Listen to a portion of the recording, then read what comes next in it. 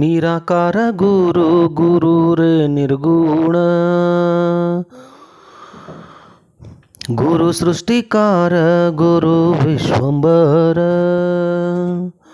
ಗುರುವಿನ ವೀಣ ನರ ನಾರಾಯಣ,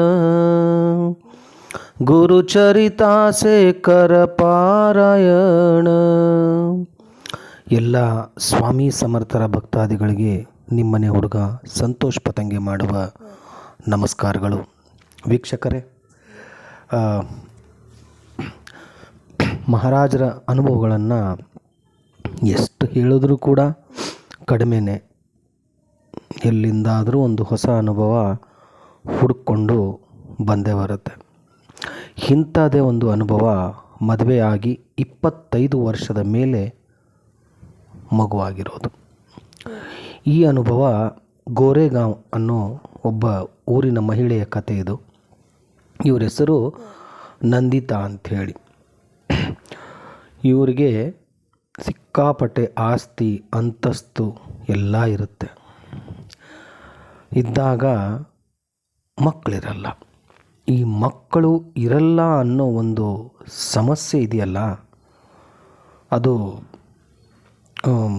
ಅದನ್ನು ಊಹಿಸ್ಕೊಳ್ಳೋಕ್ಕೆ ಅಸಾಧ್ಯವಾದ ಮಾತದು.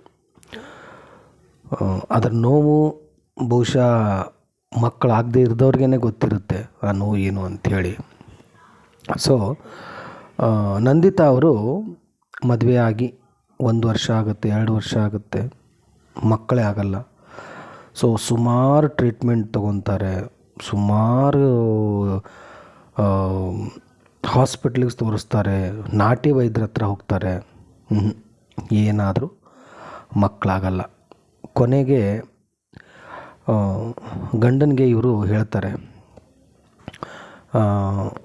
ನೋಡಿ, ನನ್ನಿಂದ ಅಂತೂ ನಿಮಗೆ ಮಕ್ಕಳಾಗಲಿಲ್ಲ, ಇನ್ನೊಂದು ಮದುವೆ ಮಾಡ್ಕೊಳ್ಳಿ, ಒಂದು ಮಗು ಆಗಲಿ ನಮ್ಮ ಸಂಸಾರಕ್ಕೆ ಅಂಥೇಳಿ. ಆದರೆ ವಾಸ್ತವ, ಅವರ ಪತಿ ಮದುವೆ ಆದಾಗ ತುಂಬ ಬಡತನದಲ್ಲಿರ್ತಾರೆ.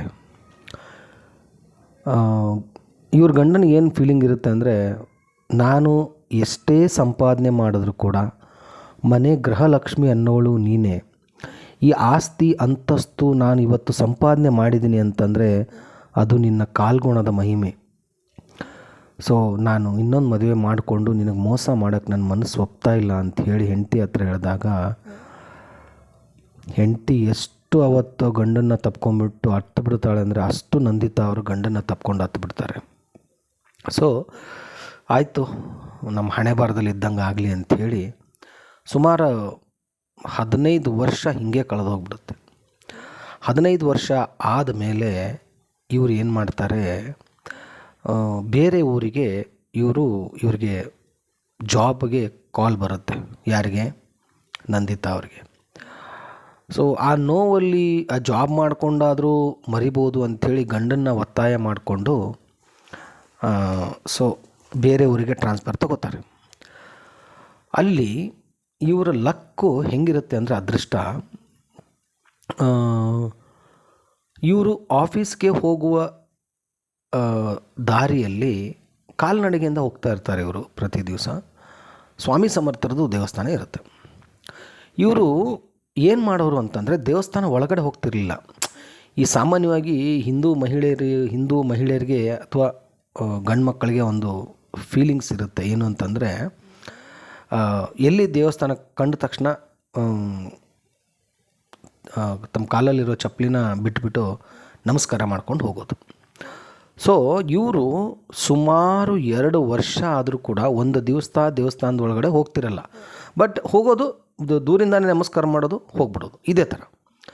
ಸೊ 2 ವರ್ಷ ಆದಮೇಲೆ ಇವರಿಗೆ ಒಂದು ದಿವಸ ದೇವಸ್ಥಾನದ ಒಳಗಡೆ ಹೋಗಬೇಕು ಅನ್ನೋ ಒಂದು ಫೀಲಿಂಗ್ಸ್ ಬರುತ್ತೆ. ಸೊ ಅದ್ರ ಪ್ರಕಾರ ಅವರು ದೇವಸ್ಥಾನದ ಒಳಗಡೆ ಹೋಗ್ತಾರೆ. ಹೋದ್ಮೇಲೆ ಅಲ್ಲಿ ದೇವಸ್ಥಾನದ ಒಳಗಡೆ ಹೋಗಿ ಸ್ವಾಮಿಯ ಕೈ ಮುಗಿದು ವಾಪಸ್ ಬರುವಾಗ ಒಬ್ಬ ವೃದ್ಧ ಅಲ್ಲಿ ನಿಂತ್ಕೊಂಡಿರ್ತಾರೆ. ಅವ್ರ ಕೈಯಲ್ಲಿ ಒಂದು ಹಣ್ಣಿರುತ್ತೆ. ಇವರು ಕೈ ಮುಗಿದು ನಮಸ್ಕಾರ ಮಾಡಿ ಕೈ ಅಗಲ ಮಾಡಿದಾಗ ಅವರು ಆ ಹಣ್ಣನ್ನು ಅವಳ ಕೈಯಲ್ಲಿ ಹಾಕ್ತಾರೆ. ಆ ತಾತಪ್ಪ ಹಾಕಿ ಒಳ್ಳೇದಾಗ್ಲಮ್ಮ ಅಂತ ಕಳಿಸ್ತಾರೆ. ಇವ್ರಿಗೂ ಆ ಥಾಟ್ಸು ಬರಲ್ಲ. ಇದನ್ನೇನು ಮಾಡಿಬಿಡ್ತಾರೆ, ಅವರು ಮನೆಗೆ ತೊಗೊಂಬರ್ತಾರೆ. ಮನೆಗೆ ತೊಗೊಂಡು ಬಂದು ಮನೇಲಿ ಯಾರೂ ಇರಲ್ಲ, ಗಂಡ ಹೆಂಡ್ತಿ ಇಬ್ಬರೇ. ಅದನ್ನು ತಿನ್ನಬೇಕಾ ಬೇಡವಾ ಅನ್ನೋ ಫೀಲಿಂಗ್ಸಿಂದ ಏನು ಮಾಡೋದಂತ ಹಾಗೆ ಇಟ್ಬಿಡ್ತಾರೆ. ಅದು ಅವರ ಯಜಮಾನರು ಒಂದು ದಿವಸ ಆ ಹಣ್ಣನ್ನು ನೋಡಿ, ಯಾಕೋ ನನ್ನ ಹೊಟ್ಟೆ ಹಸಿತಾ ಇದೆ ಅಂತ ಹೇಳಿಬಿಟ್ಟು ಆ ಹಣ್ಣನ್ನು ಅರ್ಧ ಅವರು ತಿಂದು ಅರ್ಧ ಹೆಂಡ್ತಿಗೆ ಕೊಡ್ತಾರೆ, ನಂದಿತಾ ಅವ್ರಿಗೆ. ಅದು ನೋಡಿ ಮಹಾರಾಜರ ಕೃಪಾಶೀರ್ವಾದ ಹೆಂಗಾಗುತ್ತೋ ಅಂತ ಗೊತ್ತಿಲ್ಲ. ಆಲ್ರೆಡಿ ಇವ್ರದ್ದು 2-3 ಸಾರಿ ಮಿಸ್ಕ್ಯಾರೇಜ್ ಆಗೋಗಿರುತ್ತೆ, ಮಗು ಆಗಿ ಹೋಗಿರುತ್ತೆ. ಸೊ ಆ ಹಣ್ಣು ತಿಂದ 2-3 ತಿಂಗಳಾದರೂ ಇವರು ಮಂತ್ಲಿ ಸಮಸ್ಯೆಯಿಂದ ಬಳಲೋದೇ ಇಲ್ಲ. ಅಂದರೆ ಆ ಒಂದು ಹೆಣ್ಮಕ್ಳಿಗೆ ಏನು ಸಮಸ್ಯೆ ಇರುತ್ತೋ ಆ ಸಮಸ್ಯೆ ಅವರಿಗೆ ಆಗಲ್ಲ. ಸೊ 3 ತಿಂಗಳು ಆದಮೇಲೂ ಕೂಡ ಇವ್ರಿಗೇನೋ ಭಯ ಆಗುತ್ತೆ, ಯಾಕಪ್ಪ ಇದು ಹಿಂಗಾಗಿದೆ ಅಂತ ಹೇಳ್ಬಿಟ್ಟು ಹಾಸ್ಪಿಟ್ಲಿಗೆ ಹೋಗಿ ಚೆಕ್ ಮಾಡ್ತಾರೆ. ಹಾಸ್ಪಿಟ್ಲಿಗೆ ಹೋಗಿ ಚೆಕ್ ಮಾಡಿದಾಗ ಇವರು 3 ತಿಂಗಳು ಗರ್ಭಿಣಿ. 3 ತಿಂಗಳ ಗರ್ಭಿಣಿ. ಅದು ಯಾವಾಗ ಆಗಿರ್ತಾರೆ ಅಂತಂದರೆ, ಅವ್ರಿಗೆ ತಲೆಯಲ್ಲಿ ನೆನಪು ಬಂದಿರೋದು ಯಾವಾಗ ಅಂತಂದರೆ, ಇವರು 3 ತಿಂಗಳ ಹಿಂದೆ ತಲೆ ಸ್ನಾನ ಮಾಡಿ ಅವತ್ತೇ ಇವರು ದೇವಸ್ಥಾನದ ಒಳಗಡೆ ಹೋಗಿರ್ತಾರೆ. ಅಲ್ಲಿ ಇವಾಗ ಅವ್ರಿಗೆ ಕನ್ಫರ್ಮ್ ಆಗುತ್ತೆ, ಇದು ಆ ಮಹಾ ತಪಸ್ವಿ ಅವ್ರದ್ದೇ ಪವಾಡ ಇದು ಅಂಥೇಳಿ ಅಲ್ಲಿಂದ ವಾಪಸ್ ಬಂದು ದೇವಸ್ಥಾನಕ್ಕೆ ಬರ್ತಾರೆ. ದೇವಸ್ಥಾನಕ್ಕೆ ಬಂದು ಅದೇ ಸ್ವಾಮಿಯ ಮುಂದೆ ಬಿಕ್ಕಿ ಬಿಕ್ಕಿ ಅಂತೂ, ನೀವು ಕೊಟ್ಟಿರೋ ಹಣ್ಣು ನನ್ನ ಹೃದಯದಲ್ಲಿ, ನನ್ನ ಹೊಟ್ಟೆಯಲ್ಲಿ ಅದು ಮಗುವಾಗಿ ಪರಿಣಮಿಸಿದೆ ಮಹಾರಾಜರೇ.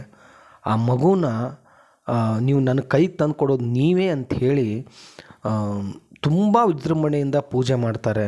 ಪ್ರತಿ ದಿವಸ ದೇವಸ್ಥಾನದ ಒಳಗಡೆ ಹೋಗಿ 1 ಸುತ್ತು 2 ಸುತ್ತು ಹೊಡೆದು ಆಫೀಸಿಗೆ ಹೋಗಿ ಸ್ಟಾರ್ಟ್ ಮಾಡ್ತಾರೆ.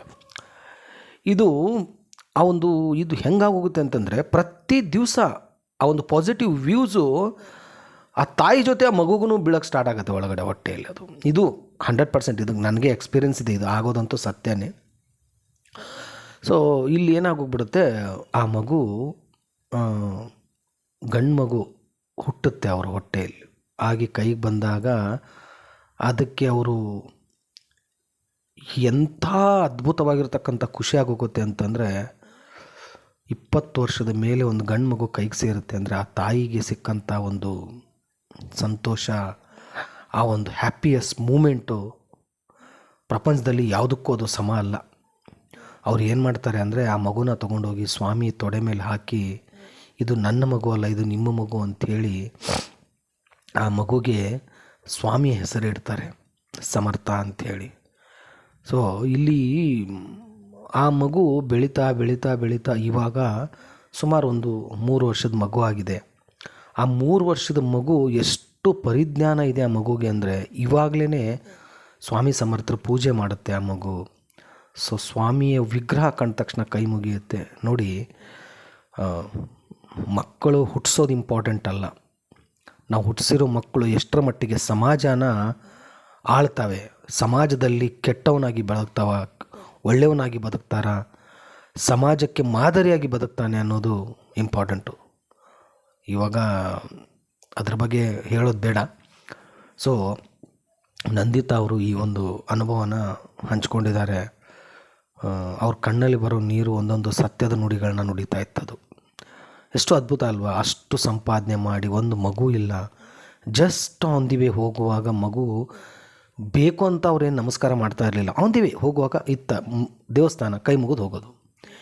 ಇದು 2 ವರ್ಷದ ಪ್ರತಿಫಲ ಆ ಮಹಾತಾಯಿ ಮಾಡಿರ್ತಕ್ಕಂಥ ಪೂರ್ವ ಜನ್ಮದಲ್ಲಿರ್ತಕ್ಕಂಥ ಕರ್ಮ ಮಹಾರಾಜರು ತೊಳೆದಾಕಿದ್ರು ಅನ್ನೋದಕ್ಕೆ ಇದು ಜೀವಂತ ಜ್ವಲಂತ ಸಾಕ್ಷಿ. ವೀಕ್ಷಕರೇ, ಇಂಥ ಘಟನೆಗಳು ನಿಮ್ಮ ಜೀವನದಲ್ಲಿ ನಡೆದಿದ್ದರೆ ಖಂಡಿತವಾಗಿಯೂ ನೀವು ನನಗೆ ಕರೆ ಮಾಡಿ ಅದನ್ನು ತಿಳಿಸಿ ಅಂತ ಹೇಳ್ತಾ ಇಲ್ಲಿಗೆ ಈ ಒಂದು ವಿಡಿಯೋನ ಮುಗಿಸ್ತಾ ಇದ್ದೀನಿ. ಮತ್ತೆ ಒಂದು ಹೊಸ ವಿಡಿಯೋ ತೊಗೊಂಡು ನಿಮ್ಮ ಮುಂದೆ ಬರ್ತೀನಿ. ಅಲ್ಲಿವರೆಗೂ ಶ್ರೀ ಸ್ವಾಮಿ ಸಮರ್ಥ. ಜೈ ಜೈ ಸ್ವಾಮಿ ಸಮರ್ಥ.